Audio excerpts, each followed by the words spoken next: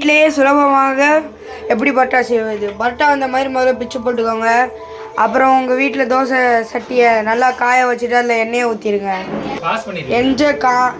எண்ணெய் காஞ்சோடனே அதில் கொஞ்சம் நறுக்கி வச்ச வெங்காயத்தை ஆட் பண்ணிக்கிடலாம்.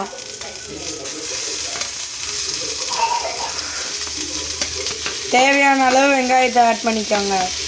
நாங்கள் செய்ய போகிறது 7 பரோட்டாக்கான வெங்காயங்கள் மற்றும் சமையல்கள்.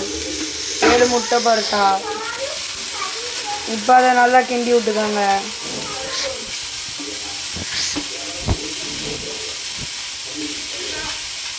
பொன்னிறம் மாற வரைக்கும் நீங்கள் நல்லா வேக வச்சுக்கோங்க. கிண்டிக்கிட்டே இருக்கணும். இப்போ பார்த்தீங்கன்னா பொன்னிறத்தில் நம்மளுக்கு வெங்காயம் வந்துடுச்சு.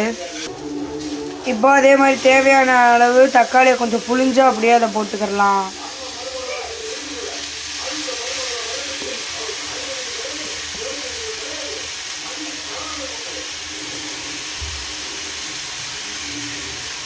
இப்போ ரெண்டையும் மிக்ஸ் பண்ணி நல்லா கிண்ட விட்டுருக்கலாம்.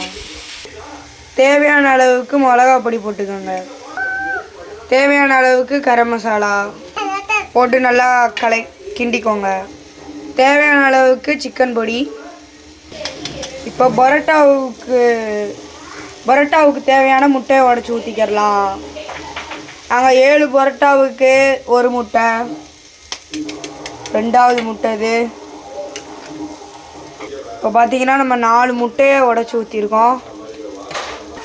உங்களுக்கு முட்டை அதிகமாக வேணும்னு நீங்கள் நினச்சிங்கன்னா உங்களுக்கு தேவையான அளவுக்கு அதிகமாக முட்டை ஊற்றிக்கிடலாம்.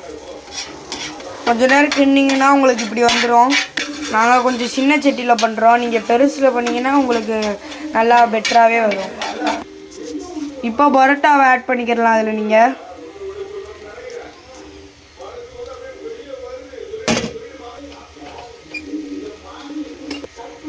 இப்போ இதில் சால்னாவை ஊற்றுறோம். எல்லாமே உங்களோட பரோட்டா எவ்வளோ இருக்கோ அந்த எண்ணிக்கையை பொறுத்து தான். நல்லா கிண்டி விட்டுக்கோங்க. பாருங்கள், இப்போ இது இப்படி வந்திருக்கு. இப்போ உங்கள் வீட்டில் ஷார்ப்பான பொருளை வச்சு இந்த மாதிரி நல்லா குத்தி விட்டுக்கோங்க. எங்கள்கிட்ட அந்த மாதிரி இல்லாதனால 2 கிளாஸ் வச்சு குத்திக்கிட்டு இருக்கோம்.